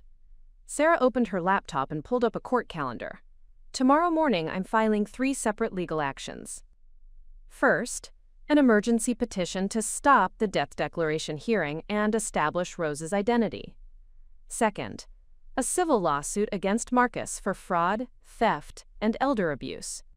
Third, a criminal complaint with the district attorney's office for forgery and identity theft. Will that be enough? Rose asked. It's a start, but we need to be prepared for Marcus to fight back hard. He's got a lot of money on the line, and desperate people do desperate things. Sarah's expression grew serious. I've also arranged for a security consultant to meet with us tomorrow. Given Patricia's threats, we need to take precautions. The security consultant turned out to be a former police detective named Jake Morrison, a large man with graying hair and calm eyes who listened to our story without interruption. When we finished, he was quiet for a long moment. Marcus Carter, he said finally. I know that name. We investigated him about 10 years ago for insurance fraud, but could never make anything stick. He's connected, has friends in the right places. You're going to need to be very careful. He handed each of us a small device that looked like a car key fob. Panic buttons. If you feel threatened, press the red button and hold it for 3 seconds. It'll alert me and the police simultaneously. You think they'd actually hurt us? I asked. Jake's expression was grim. Mrs. Vasquez, your uncle has already committed multiple felonies to steal millions of dollars. He's not going to just walk away because you filed some paperwork. That night, I took Rose to my apartment, instead of back to Sunset Manor. We sat in my kitchen, sharing a pot of tea and trying to process everything that had happened. Elena, Rose said quietly, there's something else I need to tell you. Something I've never told anyone. I set down my mug and waited. In 1988, when Marcus convinced me to settle the lawsuit, he didn't just take my inheritance. He threatened you. Rose's voice was barely above a whisper. You were 19, just starting college. He said if I didn't sign the settlement, something might happen to you. A car accident, maybe. Or you might just disappear one day. My blood ran cold. He threatened to kill me? He never said it that directly, but the message was clear. Sign the papers and keep quiet, or lose the only family I had left. Tears were streaming down Rose's face. I couldn't risk losing you, Elena. You were all I had. I reached across the table and took her hands. They were shaking, but her grip was strong. That's why you never fought the settlement, I said. You were protecting me. I told myself it was just money, that as long as you were safe, nothing else mattered. Rose looked up at me with eyes full of pain and regret. But it wasn't just money, was it? It was your future too, your inheritance, everything that should have been yours. The full weight of Marcus's betrayal hit me like a physical blow. He hadn't just stolen from Rose, he'd stolen from me, from any children I might have, from generations of our family. And he'd used my life as leverage to make Rose complicit in her own robbery.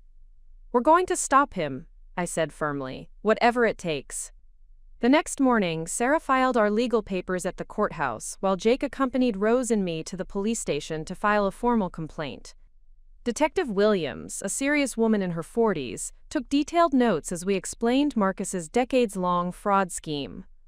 This is complex, she said when we finished. Financial crimes like this take time to investigate properly, especially when they go back 35 years. We don't have time, I said. Marcus is trying to finalize the theft right now. If we don't stop him in the next few days, he'll disappear with $8 million. Detective Williams studied the documents we'd provided, paying particular attention to the forged death certificate. I can arrest him on the identity theft charges immediately. That'll buy us time to build the bigger case. But when the police went to Marcus's house that afternoon to arrest him, they found it empty. According to the neighbors, Marcus and Patricia had left early that morning with several suitcases, claiming they were going on an extended vacation. They're running, Jake said when he called to update us. Classic behavior when criminals know they're about to be exposed. Sarah was less optimistic. Or they're regrouping, planning their next move. That evening, as Rose and I were having dinner in my kitchen, my phone rang. The caller ID showed Marcus's number, and this time I answered. Elena? Marcus's voice was calm, almost pleasant. I think we need to talk. About how you've been stealing from Rose for 35 years. About how this can all go away quietly, without anyone getting hurt. There was something in his tone that made my skin crawl. You're in over your head, sweetheart. This is bigger than you understand. Then explain it to me. Tomorrow night, 8 o'clock, the old mill on Riverside Road. Come alone and bring Rose with you. We're not meeting you anywhere. Elena, you filed legal papers today, very public legal papers. By now, everyone knows that Rose is supposedly alive and claiming the Benedetti inheritance. His voice got quieter, more menacing. But accidents happen. Elderly women have heart attacks. Young women drive off dark roads late at night. It would be such a shame if something happened before the hearing on Friday. The line went dead, and I sat staring at my phone, my hands shaking. Rose was watching me with worried eyes. What did he say? He wants to meet tomorrow night, and he's threatening us if we don't show up. Then we go, Rose said firmly. Absolutely not. It's obviously a trap. But Rose was already reaching for her phone to call Sarah. Then we spring a trap of our own. The old mill on Riverside Road had been abandoned for 20 years, its broken windows and rusted machinery creating shadows that seemed to move in the dim light of our car headlights. Sarah had insisted on bringing backup. Jake Morrison was positioned in the woods with a clear view of the building. Detective Williams was parked a quarter-mile down the road with 2 patrol cars. And Rose and I both wore wire transmitters that would broadcast everything to the police.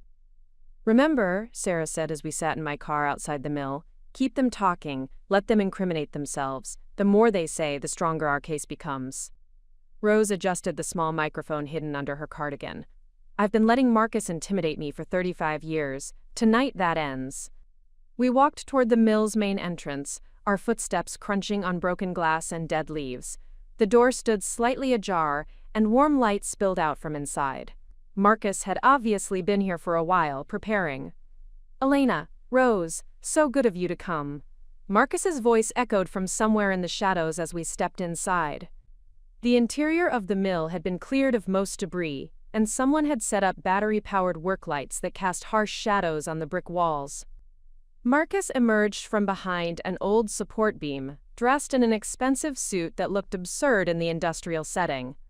Patricia followed close behind, her designer heels clicking on the concrete floor. She was carrying a leather briefcase and wearing the kind of smile that made my skin crawl. You look well, Rose, Marcus said, his tone mockingly warm, much better than when we last saw you at that dreadful nursing home. You mean the prison you put me in, Rose replied, her voice steady and strong. Marcus laughed, the sound echoing off the empty walls. Prison? Sunset Manor is one of the finest care facilities in the state. We were trying to help you. By stealing my inheritance? By having me declared dead? Rose stepped forward, and I was amazed by her transformation. Gone was the confused, frightened woman I'd found at the nursing home. This was Rosalia Benedetti Carter, heir to millions, and she was done being pushed around. Patricia opened her briefcase and pulled out a thick folder. Actually, Rose, we're here to offer you a deal, a generous deal considering your circumstances. What circumstances? I asked. Well, Elena, your grandmother is quite elderly. Her memory isn't what it used to be. These fantasies about Italian villas and missing inheritances. It's sad, really. Classic signs of dementia. Patricia's voice dripped with false sympathy. Marcus nodded gravely.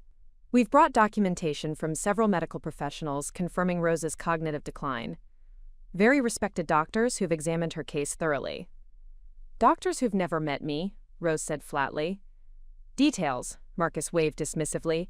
The point is, we can make this whole misunderstanding go away.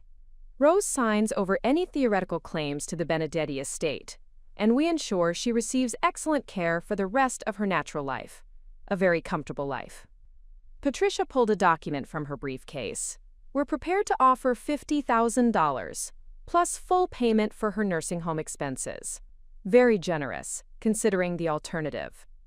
What alternative? I asked, though I dreaded the answer. Marcus's pleasant facade slipped for just a moment, revealing something cold and predatory underneath. Elena, you're a smart girl. You work with animals. You understand that sometimes, when an animal is suffering, the kindest thing is to put it out of its misery. The threat was clear, even though he'd couched it in euphemisms. Sign the papers, or they'd find a way to make Rose disappear permanently. You're threatening to murder her, I said, wanting to get his words clearly on the recording. Murder? Marcus looked genuinely shocked. Of course not. But elderly people are fragile. Heart attacks, strokes, medication errors. These things happen in nursing homes all the time. Very sad, but hardly suspicious. Rose stepped closer to Marcus, and I saw her hand slip into her purse. For a moment I panicked, thinking she might have brought some kind of weapon. But what she pulled out was even more powerful. The original will of Antonio Benedetti, wrapped in its blue ribbon. "You recognize this, don't you, Marcus?" she said, holding up the document. Marcus's face went white. "Where did you get that?" "From my safe deposit box. The one you never knew about. The one that contains all the evidence of your 35 years of theft." Rose untied the ribbon with steady hands. "Should I read my father's letter to everyone? The one where he specifically warns me that you and your brother might try to cheat me?" Patricia lunged forward, trying to grab the will from Rose's hands. "Give me that! It's not legal! It's a forgery!" But Rose stepped back, and I moved between them. "Stay away from her." "You stupid girls have no idea what you're doing," Patricia snarled, her mask of civility completely gone. "Do you think this is some kind of game? We have millions of dollars invested in development projects based on that property.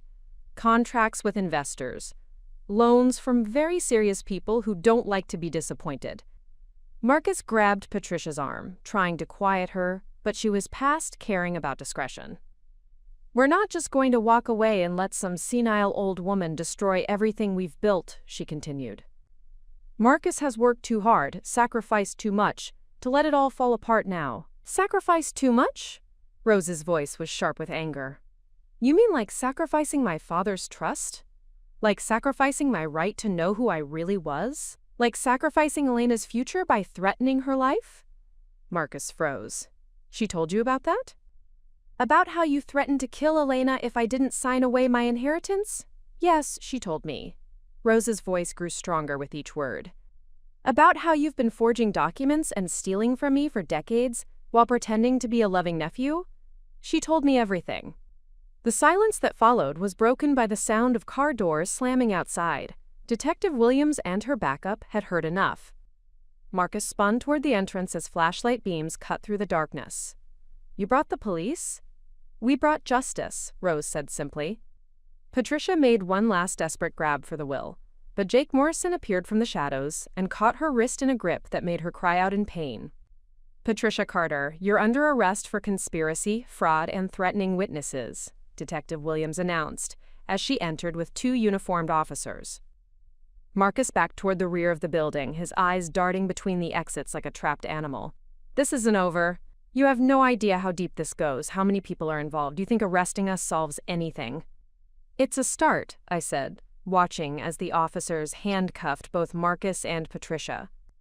As they were led away, Patricia turned back one last time, her face twisted with rage. "You'll regret this, Rose. Both of you. We have friends you've never heard of, connections you can't imagine. This isn't finished." But Rose just smiled and clutched her father's will to her chest. "Yes, it is." The mill fell quiet except for the sound of police radios and Detective Williams taking our statements. After 35 years of lies and theft, the truth was finally coming to light. The courtroom was packed the following Friday morning, filled with reporters, legal professionals, and curious locals who had heard about the multi-million-dollar inheritance fraud case. Judge Patricia Hendricks, a stern woman in her 60s with steel-gray hair, called the court to order as Rose and I sat in the front row with Sarah. Marcus and Patricia were at the defendant's table with their attorney, a nervous-looking man who kept shuffling through papers and whispering urgently to his clients. Both Marcus and Patricia looked haggard after spending 4 days in jail, their expensive clothes wrinkled and their usual polished appearance completely gone. "Your Honor," Sarah began, standing to address the court, "we are here to establish the identity of my client, Rosalia Benedetti Carter, and to halt the fraudulent attempt to declare her dead for the purpose of stealing her rightful inheritance." She presented Rose's birth certificate, baptismal records, and, most importantly, the original will of Antonio Benedetti. The judge examined each document carefully, occasionally looking over her glasses at Rose, who sat with her back straight and her hands folded calmly in her lap. "Mrs. Carter," Judge Hendricks said, "please approach the bench." Rose walked forward with steady steps, and I felt a surge of pride watching her. This was not the frightened woman I'd found at Sunset Manor just a week ago. This was someone reclaiming her birthright. "State your full name for the record," the judge instructed. "Rosalia Maria Benedetti Carter," Rose said clearly, her voice carrying to every corner of the courtroom. "And you are claiming to be the daughter of Antonio Benedetti, who died in 1986? "I am his daughter. I was born at Villa Serena on March 15, 1934. My father loved me very much, and he left me everything because he knew I would honor his memory and protect what he built." Judge Hendricks nodded and turned to Marcus's attorney. "Counselor, does your client wish to withdraw his petition to have Mrs. Carter declared dead?" The attorney whispered frantically with Marcus for several moments. Finally, Marcus stood up, his face red with barely controlled rage. "Your Honor, this woman has been mentally incompetent for years. She's been living under a false identity, claiming to be someone she's not. My client has been caring for her out of the goodness of his heart." "Mr. Carter," the judge's voice was ice cold, "your client has been arrested for fraud, forgery, and elder abuse. Are you seriously arguing that Mrs. Carter is mentally incompetent while simultaneously claiming she's been living independently for 35 years? Marcus's attorney quickly pulled him back into his seat, but the damage was done. Marcus had just contradicted his own argument in front of a room full of witnesses. Sarah stood again. "Your Honor, we have extensive evidence that Mr. Marcus Carter has been systematically defrauding my client since 1988. We have forged documents, fraudulent consent forms, and recorded threats made against Mrs. Carter and her family." The judge reviewed the evidence for what felt like hours. Financial records showing Marcus's desperate borrowing against property he didn't own. The forged death certificate he'd used to obtain loans. Bank records proving he'd been intercepting Rose's correspondence. And most damning of all, the recording from the mill where he'd explicitly threatened both Rose and me. Finally, Judge Hendricks looked up from the documents spread across her bench.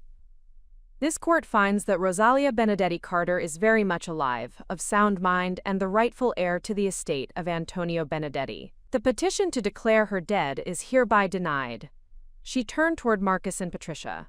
"Furthermore, this court is referring this matter to the district attorney's office for prosecution of what appears to be one of the most extensive inheritance fraud schemes this jurisdiction has ever seen." The courtroom erupted in murmurs and the clicking of camera shutters. Rose reached over and squeezed my hand, tears streaming down her face. But Judge Hendricks wasn't finished.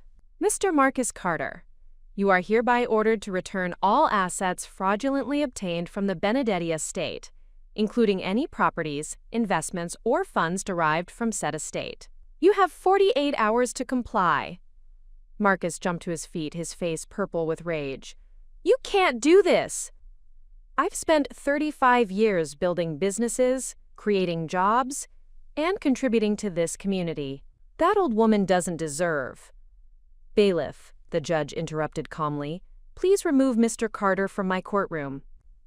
As Marcus was dragged away, still shouting about injustice and conspiracies, Patricia sat in stunned silence. Her carefully constructed world of luxury and social status was crumbling around her, and she seemed unable to process what was happening. Outside the courthouse, reporters swarmed around us, asking questions about the case. Rose handled them with surprising grace, speaking eloquently about justice and family, and the importance of standing up for what's right. "Mrs. Carter," one reporter called out, "what will you do with an $8 million inheritance?" Rose smiled, and for a moment she looked like the young woman in the photograph I'd found, standing in front of Villa Serena with her arms spread wide. "First, I'm going to visit my father's house. I haven't been home in over 35 years. 3 days later, we drove through the gates of Villa Serena for the first time together.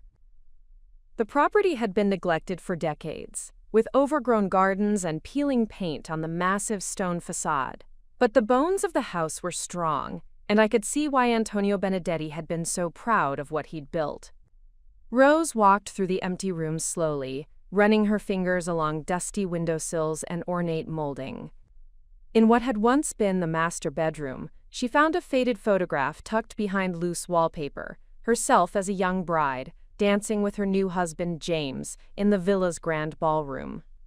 "He was a good man," she said softly, holding the photograph up to the light. "He never cared about the money or the house. He just wanted me to be happy." "What happened to him?" I asked gently. "Cancer. When he was only 42. After he died, I couldn't bear to stay here. Too many memories." Rose's voice grew stronger. "Marcus convinced me to let him handle the estate while I grieved. I was so lost, so heartbroken, that I just signed whatever he put in front of me." In the villa's library, we found something that made Rose gasp with delight. Shelves of books in Italian, many of them first editions that her father had collected over decades. And tucked inside one of the books was an envelope addressed to "My beloved Rosalia" in Antonio's familiar handwriting. The letter inside was dated just weeks before his death. "My darling daughter, if you are reading this, then you have found your way home. I know Marcus will try to take what belongs to you. He has always been jealous of our family's success, resentful that we came from nothing and built something beautiful. But you are stronger than he knows. You have your mother's heart and my stubborn spirit. Fight for what is yours. Fight for what we built together. And remember that you are loved, always and forever. Your devoted Papa." Rose folded the letter carefully and slipped it into her purse. "He knew," she whispered. "Even then, he knew what Marcus would try to do." A week later, Marcus and Patricia were formally indicted on multiple felony charges. Their assets were frozen, their businesses placed in receivership, and their house put up for sale to pay back the investors they'd defrauded. The local newspapers called it the biggest financial scandal in the county's history. Patricia, facing 20 years in prison, agreed to testify against Marcus in exchange for a reduced sentence. During her deposition, she revealed that the fraud had been even more extensive than we'd imagined, involving forged wills, bribed officials, and a network of accomplices who had helped them steal from other elderly relatives over the years. Marcus, however, refused to cooperate. He was eventually sentenced to 30 years in federal prison for mail fraud, elder abuse, and conspiracy. At his sentencing hearing, he showed no remorse, insisting until the end that he deserved the money more than Rose, because he had worked for it. Rose attended every hearing, sitting in the front row with quiet dignity. When the judge asked if she wanted to make a victim impact statement, she stood slowly and faced Marcus directly. "You stole 35 years of my life," she said, her voice carrying clearly through the silent courtroom.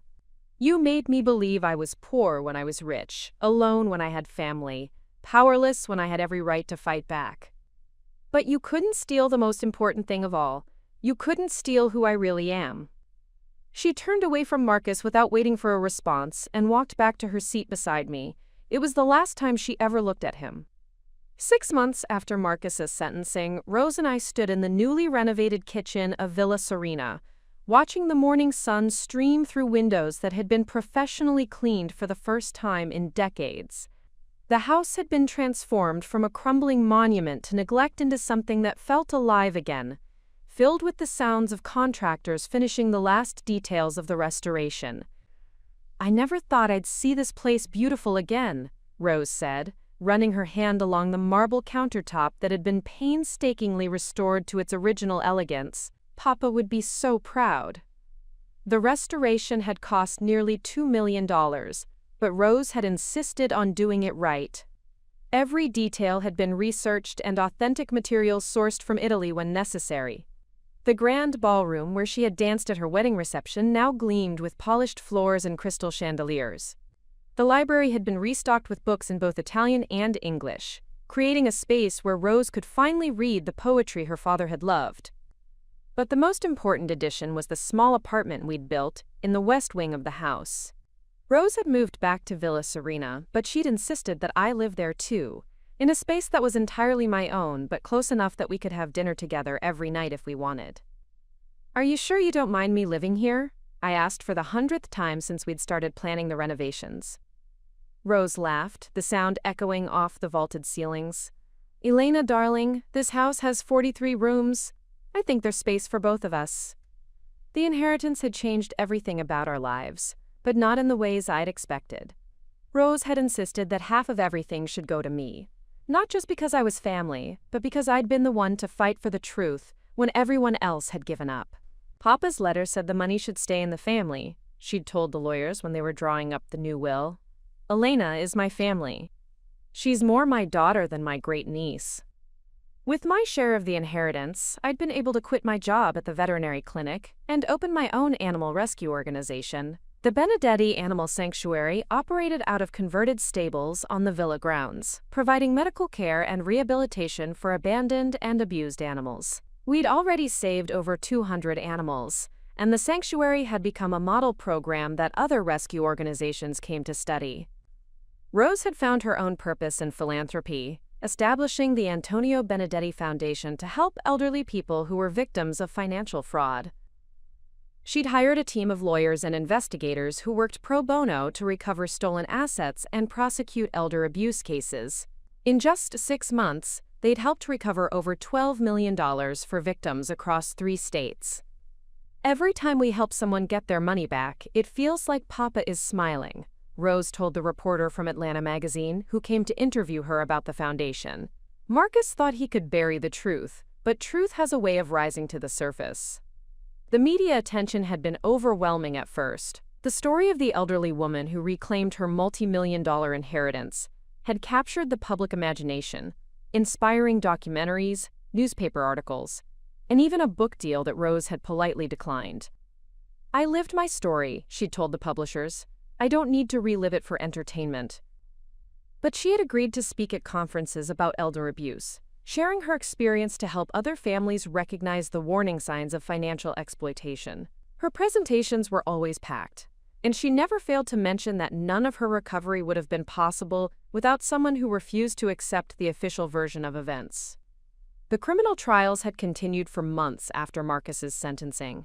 Patricia had been sentenced to 8 years in federal prison and ordered to pay full restitution to all the victims her schemes had affected. 3 other accomplices, including the corrupt notary who had helped forge documents, had also been convicted and sentenced. But perhaps the most satisfying outcome had been the closure of Sunset Manor. Our lawsuit had revealed systematic abuse and neglect at the facility, leading to a state investigation that resulted in the nursing home losing its license. The residents had been relocated to better facilities, and several staff members had been charged with their own crimes. Mrs. Chen calls me every week to update me on the other residents, Rose had told me recently. Most of them are doing much better in their new homes. Amazing what happens when people are treated with dignity, instead of being warehoused like objects. Today was special because we were hosting our first annual family reunion at Villa Serena. I'd spent months tracking down distant relatives, people who'd lost touch with the family over the decades of Marcus's control. Cousins from California, great-nephews from New York, even some relatives from Italy who'd maintained contact with the Benedetti family there. The garden was filled with laughter and conversation in multiple languages as 3 generations of family members met each other for the first time. Children played hide-and-seek among the restored topiary gardens, while adults shared stories and photographs that helped piece together the family history that Marcus had tried to erase.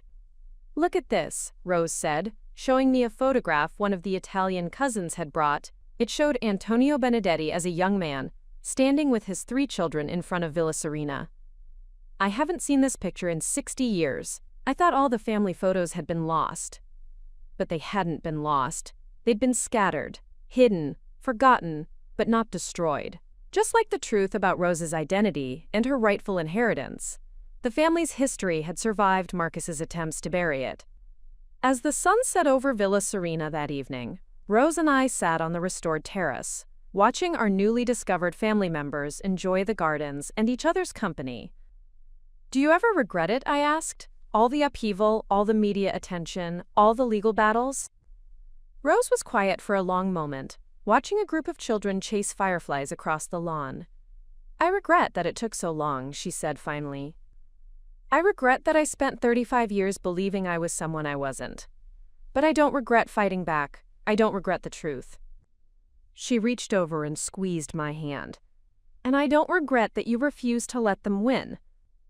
The fireflies danced in the gathering darkness, and I realized that this was what justice looked like.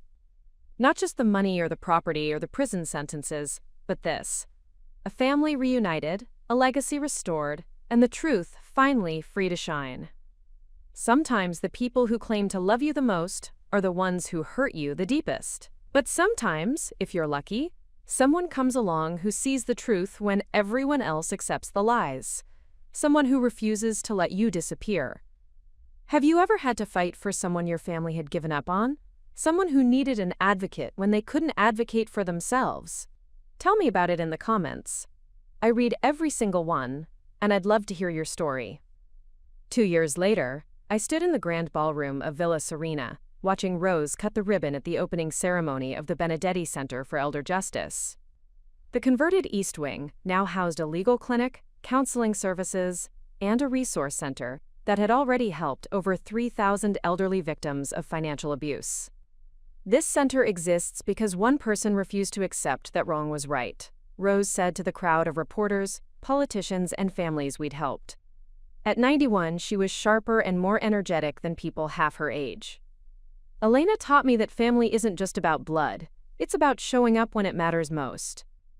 The local news crew captured the moment when Rose handed me the golden scissors. Together we cut the ribbon that would officially open the center that bore our family name. Marcus died in prison 8 months later, alone and unvisited. Patricia was released early for good behavior but disappeared from public life entirely. Their stolen fortune was fully recovered and distributed to victims, including several other elderly relatives we discovered they'd been robbing for decades. As for me, I learned that sometimes the greatest inheritance isn't money. It's the courage to fight for what's right, even when everyone tells you to give up. The Villa Serena estate is now worth over $12 million, but that number means less to me than the sound of Rose's laughter echoing through halls that were once silent. Less than the sight of rescue animals playing in gardens that were once overgrown with neglect. If this story moved you, hit that like button and subscribe for more incredible true stories. Have you ever uncovered a family secret that changed everything? Drop your story in the comments below. I respond to every single one. And remember, the truth has a way of surfacing, no matter how deep someone tries to bury it. Until next time, keep fighting for justice.